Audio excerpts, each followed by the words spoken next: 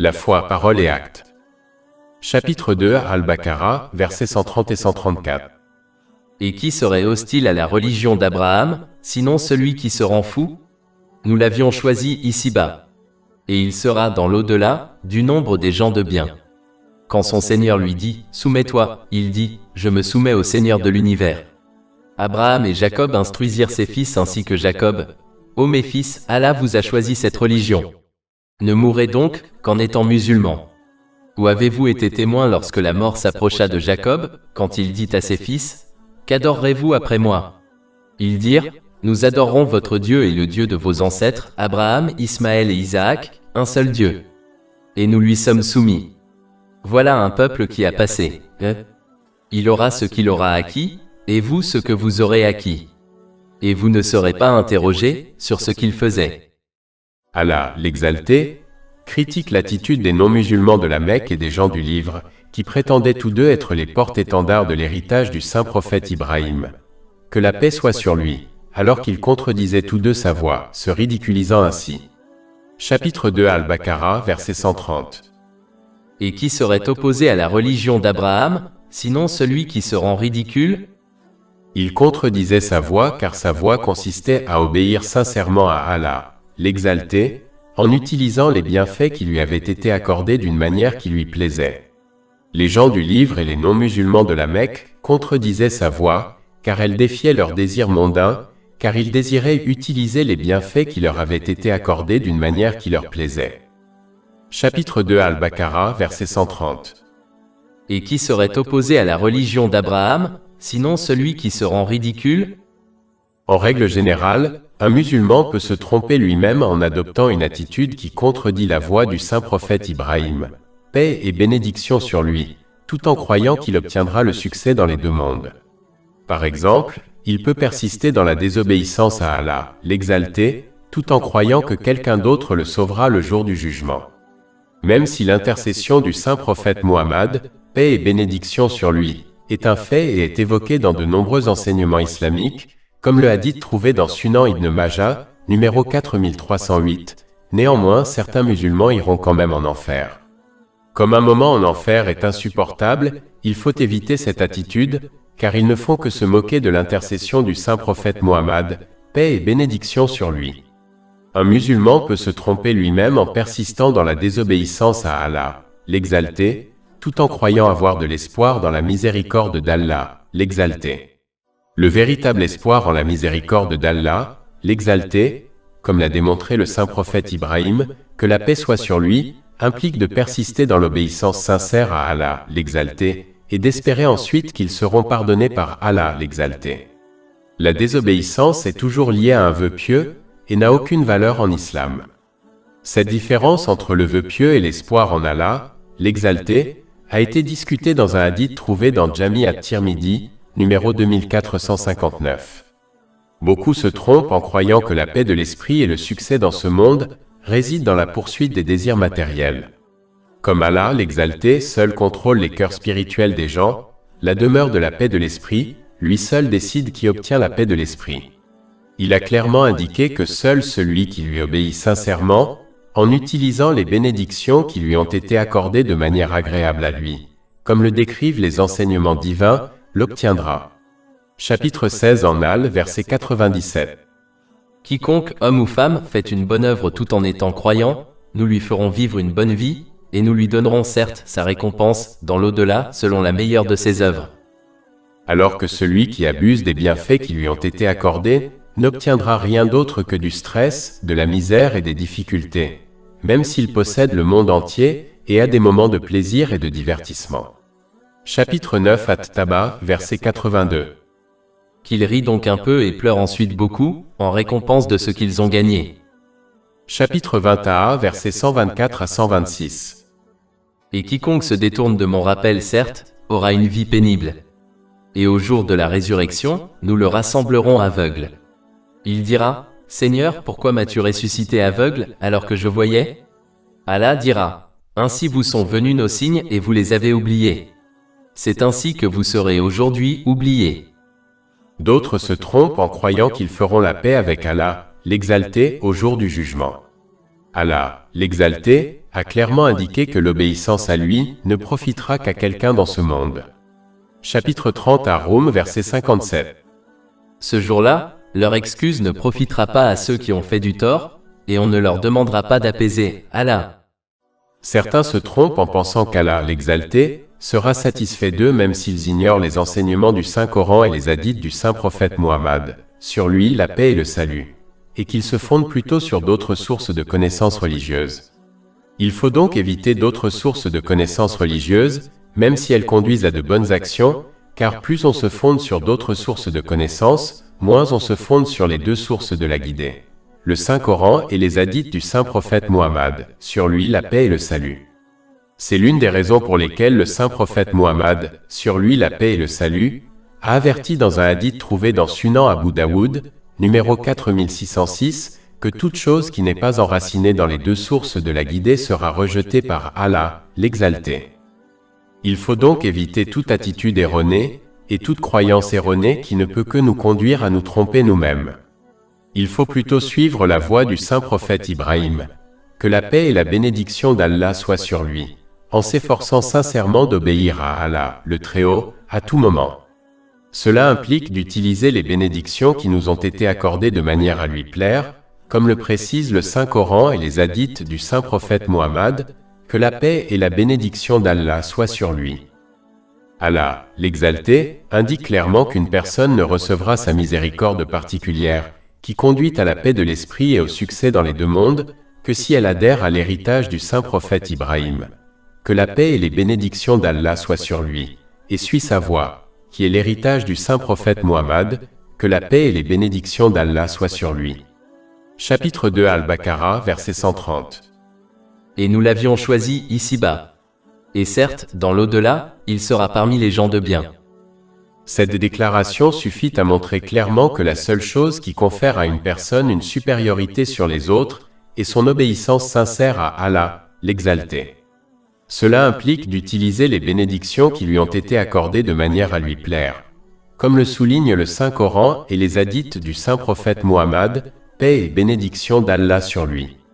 Tous les autres critères tels que le sexe, la race, la lignée et le statut social n'ont aucune incidence aux yeux d'Allah, l'exalté, pour déterminer le rang d'une personne.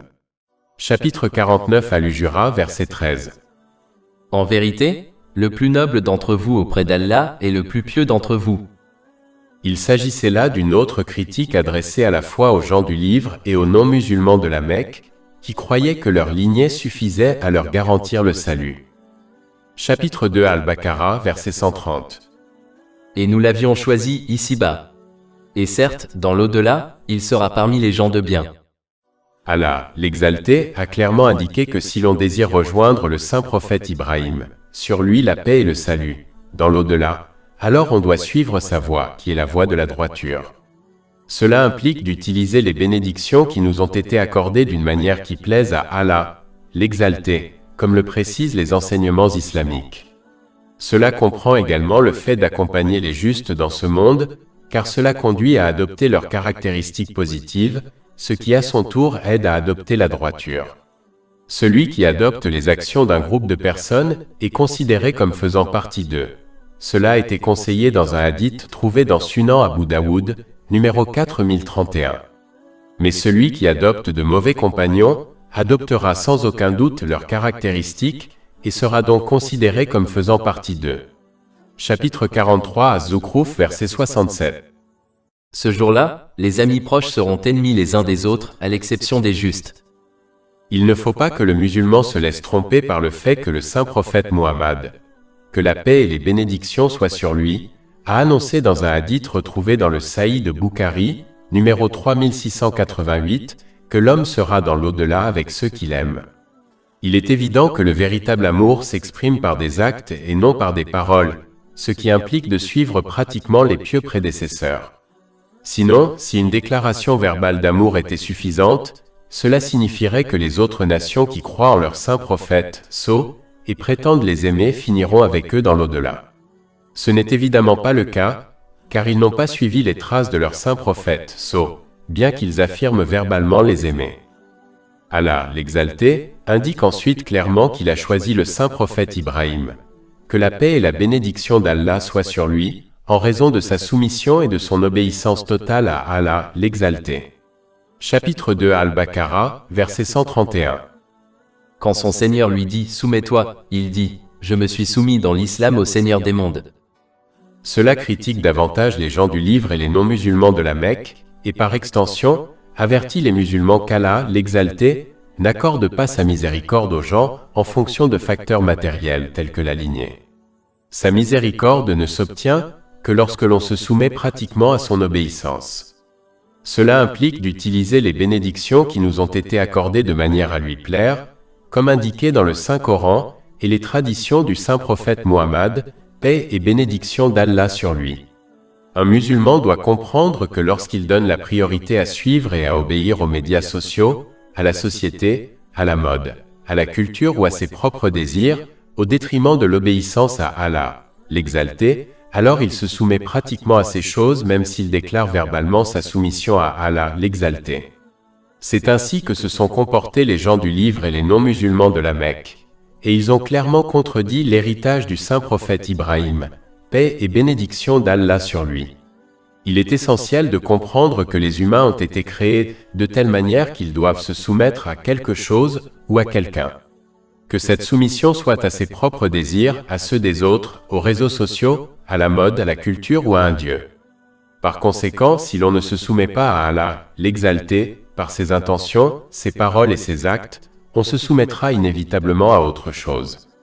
C'est pourquoi le saint prophète Ibrahim, que la paix soit sur lui, a déclaré catégoriquement qu'il s'était soumis à Allah, l'Exalté, Seigneur des mondes. Il est important de noter que la soumission à Allah, l'Exalté, n'implique pas la perfection. Elle implique de s'efforcer sincèrement de lui obéir, en utilisant les bénédictions qui nous ont été accordées de manière à lui plaire, comme le précise le Saint-Coran et les hadiths du saint prophète Muhammad, sur lui la paix et le salut, et de se repentir sincèrement en corrigeant son comportement et sa conduite envers Allah, l'Exalté, et envers les gens chaque fois que l'on commet un péché. Le repentir sincère implique de se sentir coupable, de demander pardon à Allah, l'Exalté, et à quiconque a été lésé, tant que cela n'entraîne pas de nouveaux problèmes, de promettre sincèrement de ne plus commettre le même péché ou un péché similaire, et de réparer tout droit qui a été violé envers Allah, l'Exalté, et envers les gens. Chapitre 2 Al-Baqarah, verset 131. Quand son Seigneur lui dit « Soumets-toi », il dit « Je me suis soumis dans l'islam au Seigneur des mondes ». Le Seigneur des mondes a été mentionné peut-être pour souligner le fait que si l'on se soumet à Allah, l'Exalté, alors il veillera à ce que l'on obtienne la paix de l'esprit et le succès dans les deux mondes car lui seul contrôle l'univers entier. Chapitre 16 en Al, verset 97. Quiconque, homme ou femme, fait une bonne œuvre tout en étant croyant, nous lui ferons vivre une bonne vie, et nous lui donnerons certes sa récompense dans l'au-delà selon la meilleure de ses œuvres. Alors que celui qui se soumet à un autre qu'Allah, l'Exalté, ce qui l'amènera à abuser des bienfaits qui lui ont été accordés, ne trouvera rien d'autre que du stress, de l'anxiété et des ennuis dans les deux mondes, même s'il possède le monde entier, car le Seigneur des mondes contrôle l'univers entier, y compris son cœur spirituel, la demeure de la paix de l'esprit. Chapitre 21, versets 124 à 126. Et quiconque se détourne de mon rappel, certes, aura une vie pénible. Et au jour de la résurrection, nous le rassemblerons aveugle. Il dira, Seigneur, pourquoi m'as-tu ressuscité aveugle alors que je voyais? Allah dira, ainsi vous sont venus nos signes et vous les avez oubliés. C'est ainsi que vous serez aujourd'hui oubliés. Allah l'Exalté souligne ensuite le fait que la soumission à Allah l'Exalté était l'héritage que le saint prophète Ibrahim, que la paix soit sur lui, a transmis à ses enfants et à leur tour, ses descendants, y compris son petit-fils, le saint prophète Jacob, que la paix soit sur lui, ont fait de même. Chapitre 2 Al-Baqarah, versets 131-132. Quand son Seigneur lui dit « Soumets-toi », il dit « Je me suis soumis à elle ', au Seigneur des mondes ». Abraham ordonna à ses fils de faire de même et Jacob le fit aussi, en disant « Ô mes fils, certes, Allah a choisi pour vous cette religion, alors ne mourrez que lorsque vous êtes musulmans. » Le saint prophète Jacob, sur lui la paix et le salut, a été spécifiquement mentionné car il était l'ancêtre des gens du livre, également connu sous le nom d'enfants d'Israël, c'est-à-dire les enfants du saint prophète Jacob, sur lui la paix et le salut. C'était une autre critique adressée aux gens du livre et aux non-musulmans de la Mecque, qui s'opposaient ouvertement à l'héritage de leurs ancêtres, l'héritage de l'obéissance sincère à Allah, l'exalté. Cette opposition a atteint son apogée lorsqu'ils ont tous deux rejeté le saint prophète Muhammad, sur lui la paix et le salut, bien que les deux groupes aient reconnu la véracité de l'islam. Les non-musulmans de la Mecque ont passé 40 ans avec le saint prophète Muhammad, paix et bénédiction sur lui, avant qu'il n'annonce sa prophétie et savaient donc qu'il n'était pas un menteur. Chapitre 10 Yunus, verset 16. Car j'étais déjà demeuré parmi vous toute une vie auparavant. Alors, ne raisonnerez-vous pas? Et comme ils étaient des maîtres de la langue arabe, ils reconnaissaient clairement que le Saint-Coran n'était pas la parole d'un être créé. Mais comme l'islam contredisait leurs désirs, de nombreux non-musulmans de la Mecque rejetèrent l'islam et s'opposèrent donc à l'héritage de leur ancêtre, le saint prophète Ibrahim, que la paix soit sur lui, qui était d'obéir sincèrement à Allah l'exalté. Quant aux gens du livre, ils ont reconnu le Saint-Coran car ils connaissaient son auteur, Allah, l'exalté, et ils ont reconnu à la fois le Saint-Coran et le Saint-Prophète Muhammad, sur lui la paix et le salut, car ils les avaient tous deux mentionnés dans leurs écritures divines. Chapitre 6 Al-An'am, verset 20. Ceux à qui nous avons donné le livre le reconnaissent, le Saint-Coran, comme ils reconnaissent leur propre fils. Et chapitre 2 Al-Baqarah, verset 146. Ceux à qui nous avons donné le livre le connaissent, le prophète Muhammad, que la paix et le salut soient sur lui, comme ils connaissent leurs propres enfants. Mais comme l'islam contredisait leurs désirs, la plupart des gens du livre rejetèrent l'islam et s'opposèrent donc à l'héritage de leur ancêtre, le saint prophète Ibrahim, que la paix soit sur lui, d'obéir sincèrement à Allah l'exalté. Chapitre 2 Al-Baqarah, verset 132. Abraham ordonna à ses fils de faire de même ainsi qu'à Jacob. Ô mes fils, Allah a choisi pour vous cette religion. Ne mourrez donc que lorsque vous êtes musulmans. Les musulmans doivent encourager la génération suivante à obéir sincèrement à Allah, le Très-Haut, en montrant l'exemple, tout comme le saint prophète Ibrahim, sur lui la paix et le salut. Montrer l'exemple implique d'apprendre et d'agir selon les enseignements de l'islam, afin que les autres reconnaissent sa véracité par leurs actes et leurs paroles. Ensuite, les musulmans doivent consacrer du temps à enseigner le Saint-Coran et les hadiths du saint prophète Muhammad, sur lui la paix et le salut, à la génération suivante afin qu'elle comprenne la véracité de l'islam par des preuves, au lieu de l'imiter aveuglément. Cela leur permettra de rester fermes dans les enseignements de l'islam tout au long de leur vie. Il est triste de constater que la plupart des parents musulmans sont extrêmement désireux d'enseigner à la génération suivante des connaissances matérielles qui mènent au succès matériel. Mais ils négligent leur éducation religieuse et la confient à d'autres, même s'il est de leur devoir d'enseigner directement à leurs enfants les fondements de l'islam. Même si encourager la génération suivante à acquérir des connaissances matérielles est louable, les parents ne doivent pas pour autant négliger l'enseignement des connaissances religieuses. Envoyer des enfants à la mosquée pour leur apprendre à réciter le Saint-Coran, sans le comprendre, n'est pas suffisant. Un adolescent doit accepter l'islam sur la base de preuves et non d'une imitation aveugle. Sinon il s'éloignera de l'islam avec le temps, car il considérera l'islam comme une partie de la culture qui peut être abandonnée au fil du temps. Lorsqu'une personne accepte l'islam sur la base de preuves, elle comprendra que l'islam est un mode de vie qui doit être appliqué dans toutes les situations, et appliqué lorsque l'on utilise chaque bénédiction qui lui a été accordée. Chapitre 2 Al-Baqarah, verset 132. Abraham ordonna à ses fils de faire de même ainsi qu'à Jacob. Ô mes fils, Allah a choisi pour vous cette religion. Allah, le Très-Haut, a choisi l'islam comme religion pour l'humanité car elle convient le mieux à sa nature et car elle conduit à la paix de l'esprit et au succès dans les deux mondes. Comme Allah, le Très-Haut, a créé l'humanité, lui seul sait quel code de conduite convient à sa nature et à ses capacités. Si l'on abandonne ce code de conduite divin et qu'on suit à la place un code de conduite créé par l'homme, cela ne mènera qu'à un état mental et physique déséquilibré, car il n'est pas parfaitement conçu pour la nature humaine. Peu importe les progrès réalisés par les gens en ce qui concerne la connaissance des états mentaux et physiques des humains, ils ne seront jamais capables de découvrir tout ce qui est possible pour créer le code de conduite parfait qui mène à un état mental et physique équilibré. Il est indéniable que celui dont l'état mental et physique est déséquilibré n'obtiendra jamais la paix de l'esprit. Il faut donc accepter et agir selon les enseignements de l'islam pour son propre bien, tout comme un patient sage accepte et agit selon les conseils de son médecin sachant que c'est le mieux pour son bien-être mental et physique, malgré le fait qu'on lui prescrit des médicaments amers et un régime alimentaire strict. Chapitre 2 Al-Baqarah, verset 132. Abraham ordonna à ses fils de faire de même ainsi qu'à Jacob. Ô mes fils, Allah a choisi pour vous cette religion. Ne mourrez donc que lorsque vous êtes musulmans.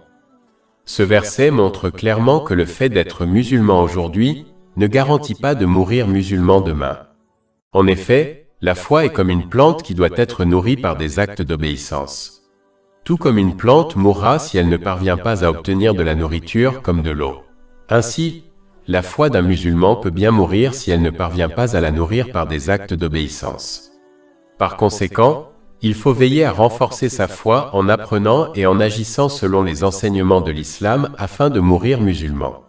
Cela est également confirmé par un hadith trouvé dans Sahih Muslim, numéro 7232.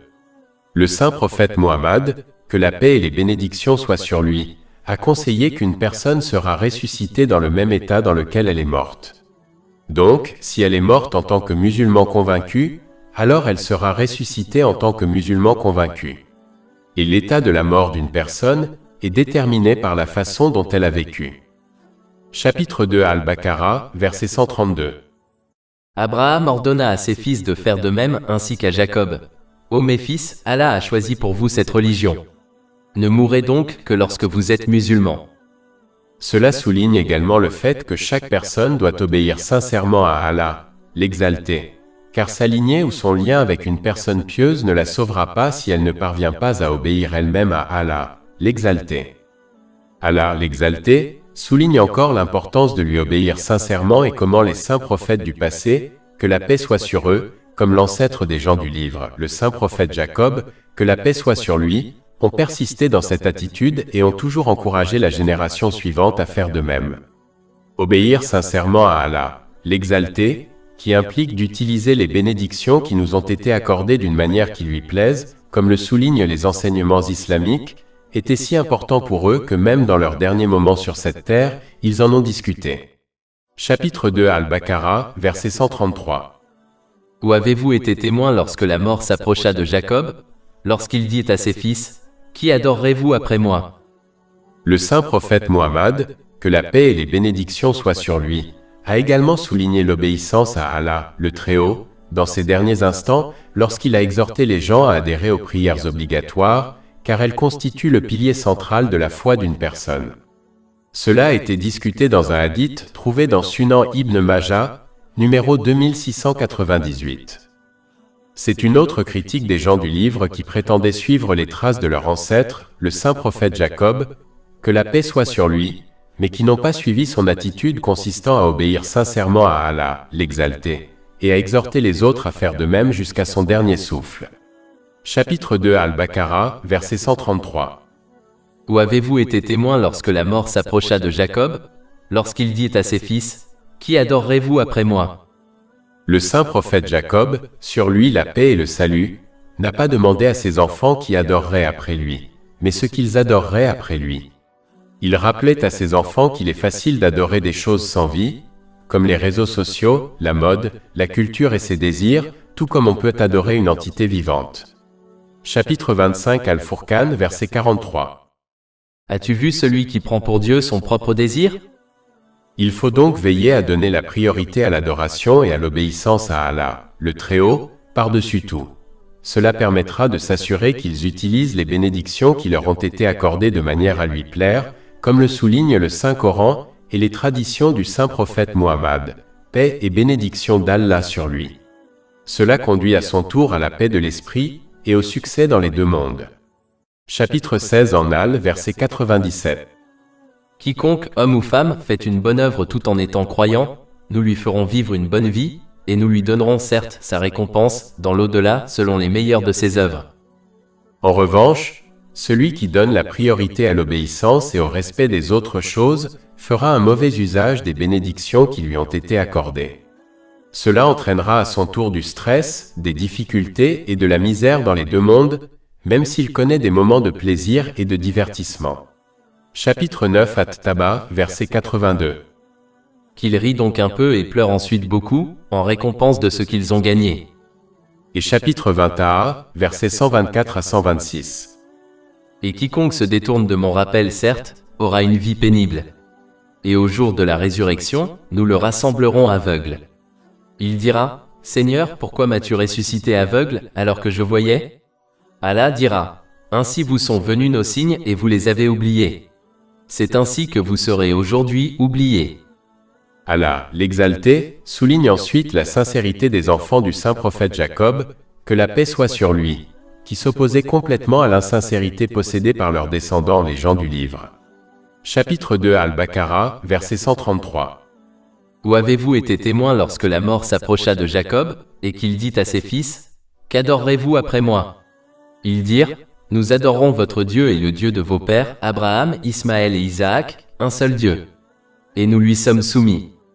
Le fait qu'ils aient mentionné leur grand-oncle, le saint prophète Ismaël, avant de mentionner leur grand-père, le saint prophète Isaac, que la paix et la bénédiction d'Allah soient sur eux, indique que, contrairement aux gens du livre, les enfants du saint prophète Jacob, que la paix et la bénédiction d'Allah soient sur lui, n'éprouvaient aucune jalousie envers le saint prophète Ismaël, que la paix et la bénédiction d'Allah soient sur lui, ni envers sa lignée qui comprenait le saint prophète Muhammad, que la paix et les bénédictions des apostrophes Allah soient sur lui. Au contraire, ils formaient une famille unie qui s'était complètement soumise à Allah, l'exalté, dans tous les aspects de leur vie. En raison des changements apportés à leurs écritures divines par des gens égarés, les gens du livre ont basé toute leur foi sur leur lignée. Ils ont prétendu que c'était leur lignée qui leur donnait une supériorité sur le reste de l'humanité, et que c'était donc l'une des raisons pour lesquelles ils ont rejeté le saint prophète Muhammad, que la paix et les bénédictions soient sur lui, car il appartenait à une lignée différente. L'accepter et le suivre aurait détruit le fondement sur lequel leur foi était basée, et aurait été en contradiction directe avec leurs prétentions de supériorité. C'est quelque chose qu'ils ne pouvaient pas accepter. Toute leur attitude était donc en contradiction totale avec la voie de leurs ancêtres, le saint prophète Ibrahim et sa famille. Chapitre 2 Al-Baqarah, verset 133. Où avez-vous été témoin lorsque la mort s'approcha de Jacob, et qu'il dit à ses fils, qu'adorerez-vous après moi? Ils dirent, nous adorerons votre Dieu et le Dieu de vos pères, Abraham, Ismaël et Isaac, un seul Dieu. Et nous lui sommes soumis. D'une manière générale, cet incident montre aussi l'importance pour les musulmans de se préoccuper davantage de l'éducation religieuse et de la foi de leurs enfants que des choses de ce monde. Malheureusement, c'est le contraire qui se produit chez la plupart des musulmans d'aujourd'hui, qui se préoccupent davantage de l'avenir de leurs enfants dans les affaires de ce monde. Même si se préoccuper des affaires de ce monde est acceptable en islam, cela ne doit pas être prioritaire par rapport aux affaires religieuses, que ce soit pour soi-même ou pour les personnes à sa charge. Les affaires de ce monde ne sont qu'un moyen de servir ces affaires religieuses, afin d'obtenir la paix de l'esprit et le succès dans les deux mondes. Cela se fait lorsqu'on utilise ces ressources matérielles d'une manière qui plaise à Allah, l'exalté, comme indiqué dans le Saint-Coran et les hadiths du saint prophète Muhammad, paix et bénédiction d'Allah sur lui. Allah, l'exalté, indique ensuite clairement que la lignée de l'individu ne lui sera d'aucune utilité dans ce monde ou dans l'autre, s'il ne parvient pas à obéir sincèrement à Allah, l'exalté. Chapitre 2 Al-Baqarah, verset 134. C'est une nation qui a passé. Elle aura la peine de ce qu'elle a accompli, et vous aurez la peine de ce que vous avez accompli. Et on ne vous demandera pas compte de ce qu'elle a fait. Cela a détruit la fausse croyance adoptée par les gens du livre, les non-musulmans de la Mecque, et même par certains musulmans aujourd'hui, qui croient que leur lignée et leur lien avec des personnes pieuses, comme les saints prophètes, que la paix et la bénédiction d'Allah soient sur eux, suffisent à leur garantir le salut dans les deux mondes. Croire cela est hautement irrespectueux envers Allah, l'exalté, car cela suggérerait qu'il se comporte de manière partiale et même raciste alors qu'il ne le fait pas. Le saint prophète Muhammad, que la paix et la bénédiction d'Allah soient sur lui, a également mis en garde à plusieurs reprises contre cette attitude. Par exemple, dans un hadith trouvé dans Sahih Muslim, numéro 6853, il a clairement averti que la lignée d'une personne ne l'aidera pas au jour du jugement si elle manque de bonnes actions. Chapitre 53 en Naïm, verset 39. Et il n'y a pour l'homme que le bien pour lequel il s'efforce. Et chapitre 31 Luqman, verset 33. Ô homme, craignez votre Seigneur et craignez le jour où le père ne sera d'aucune utilité pour son fils, et où le fils ne sera d'aucune utilité pour son père. Le musulman doit donc suivre les traces de ses pieux ancêtres pour les rejoindre dans l'au-delà. Cela implique d'utiliser les bénédictions qui lui ont été accordées de manière à plaire à Allah, l'Exalté, comme le précise le Saint-Coran et les hadiths du Saint-Prophète Muhammad, sur lui la paix et le salut. Mais s'ils suivent les traces des désobéissants, ils risquent fort d'être réunis avec eux le jour du jugement. Ceci a été mis en garde dans un hadith trouvé dans Sunan Abu Daoud, numéro 4031. Chapitre 2 Al-Baqarah, verset 134. C'est une nation qui a passé. Elle aura la peine de ce qu'elle a accompli, et vous aurez la peine de ce que vous avez accompli. Et on ne vous demandera pas compte de ce qu'elle a fait. Ce verset rappelle également aux gens qu'ils doivent éviter de comparer leurs propres actions à celles des autres, afin de justifier leur paresse ou leur mauvaise conduite. Cela se produit souvent lorsqu'une personne compare constamment sa propre conduite à celle d'autres personnes qui lui semblent pires que lui. Par exemple, un musulman qui ne prie pas se comparera à un meurtrier, justifiant ainsi son propre manque d'obéissance à Allah, l'Exalté. Comme l'indique la fin du verset 134, cette attitude peut bien aider une personne stupide à se sentir mieux dans ce monde, mais elle ne l'aidera pas dans l'au-delà, car une personne ne sera pas interrogée sur la conduite des autres et ne sera pas comparée à la conduite des autres. Le seul critère auquel chaque personne sera comparée est l'obéissance sincère à Allah, l'Exalté. À notre époque, cela fait référence à la mesure dans laquelle une personne apprend et agit selon le Saint-Coran et les traditions du Saint-Prophète Muhammad, que la paix et les bénédictions soient sur lui. De même, il ne faut pas chercher des excuses pour son manque d'obéissance à Allah, l'Exalté, en prétendant que les autres sont mieux placés pour obéir à Allah, l'Exalté. Par exemple, celui qui travaille à plein temps ne doit pas se sentir mieux en prétendant qu'il est facile pour quelqu'un d'autre de consacrer son énergie et son temps à l'étude des connaissances islamiques, puisqu'il ne travaille qu'à temps partiel. Il faut éviter cette attitude, car elle ne fait qu'alimenter la paresse.